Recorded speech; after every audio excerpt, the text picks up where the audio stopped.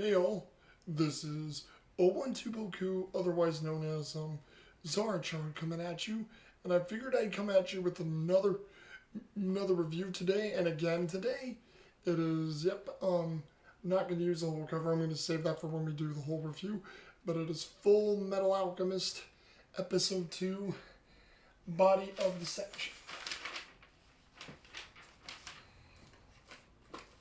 Where did my notes go? Oh, the other side.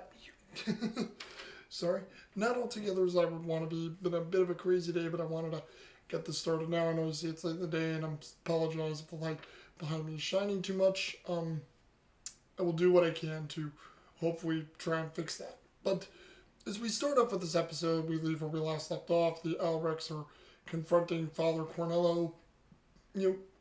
Edward survived everything he threw at him before. Father Cornello basically mocks them for breaking God's one unforgivable sin that Zarachard would never do, and that's basically stepping into the kingdom of God to try to bring their mother back. Father Cornello thinks they're going to do it again. They say, no, we're just going to get it to get our regular bodies back. Give us a stone. A lot more threatening and more banter between them all as they go on. And as it continues, obviously Rose is questioning this. She's wondering what's going on. They're also telling her this is what happens if your dead boyfriend comes back to life, and, nothing good will come of it. And it goes on that, Father Cornello tries to shoot at him. Edward puts up a wall. They escape. Rose is questioning Father Cornello. Father Cornello's like, my miracles really can work, Rose. Let me show you. So he brings Rose into, a different kind of room where you see someone behind a curtain or something behind a curtain, and there's all these bird feathers everywhere, but it sounds like her boyfriend Kane, going, Rose, Rose, Rose, like that very creepily, and Rose believes that she instantly thinks that it's a true miracle.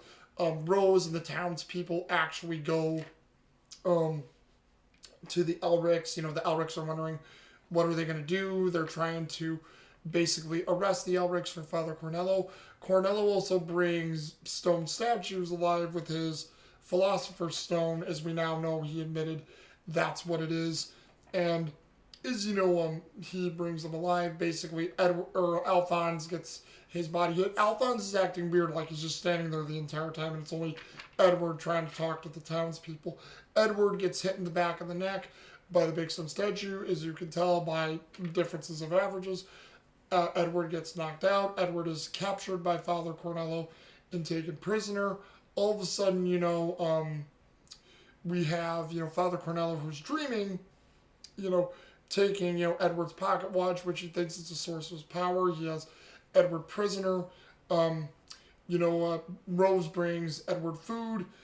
Edward sort of mocks her, but then she runs out, and Edward's saying, I really hope that is who it is, Rose. I hope you're not disappointed. And, she doesn't say anything. She just runs out. Father Cornello has a visit in the early night or morning by it's Lust. And Lust says, I'm the only one, we are the only ones who know about this Philosopher's Stone. We need to be the only ones. And basically, Rose in the morning goes back to try to see Kane again. Father Cornello quarters her. Rose is trying to apologize. And then Father Cornello reveals that that's not even really Kane. That's just a chimera bird he made, killing a bunch of other birds and putting them together, mimicking Kane's voice. And then he leaves, Rose to be killed by the chimera bird. Alphonse, who earlier in the morning stole a bell, goes to save Rose, kills it, and then basically sets up this thing where he had hidden a microphone in Edward's cell. And when Cornello comes in to basically execute Edward, was able to escape with ease. They had him shackled and everything, but he got out with his own help and Alphonse's help. And Alphonse put the microphone there to where Father Cornello basically admits to Edward his entire plan, and I was using the townspeople, and they're just dumb shepherds who will follow me, and I'll rule this whole country. Everybody hears this, everybody's pissed off at Father Cornello. Cornello tries to go at it with Edward. It really leads to nothing. Edward basically, with a little bit of Alphonse's help getting the truth out, basically defeats Father Cornello, pretty single-handedly. Father Cornello tries to get people back on his side, but nobody's fully buying it. Also, Father Cornello has a whiplash, and the stone basically breaks and like mutates into Father Cornello's arm, leaving him in extreme pain. Then you have Edward, who's upset. You know, Edward and Alphonse are getting ready to leave the town. You also have, after that, basically, Rose coming and trying to confront them, saying, you know, you were better off not telling us. We were better off not knowing. You've ruined this town. And Edward basically just says bluntly, you know, you have some nice legs, Rose. You got to get yourself. You can't depend on gods or anything else.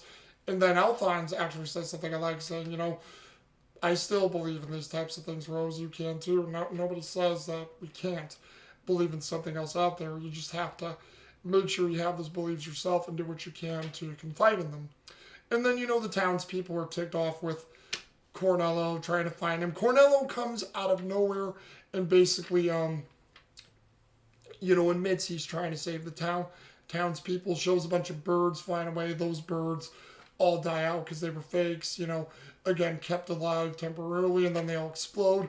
You know, unaware from the townspeople, Rose is overlooking the town as they're celebrating.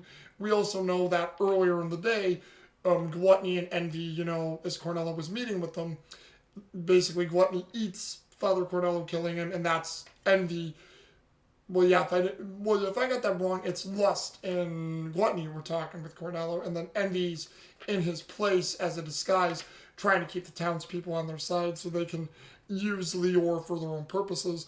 And you overhear a voiceover where you have Alphonse telling Rose what really happened to him and his brother Edward, with also them showing a bit of a flashback with the mother at the end. So, all in all, a great episode, moving things forward. Good action, great story. Again, I'm not going to lie, I like the GID scene of Edward, even though it was basically all a bust-up fake of Edward being captured. And again, you know, great voice acting by, I have to give it to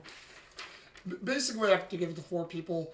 Edward, Vic Mignogna, Romy Paku, Alphonse, Aaron Desmuke, Ria Kugamiya, Cornello, Andy Mullins, Kenry Yorimoto, Rose Cullen Beard, and Huoko Kuwashima.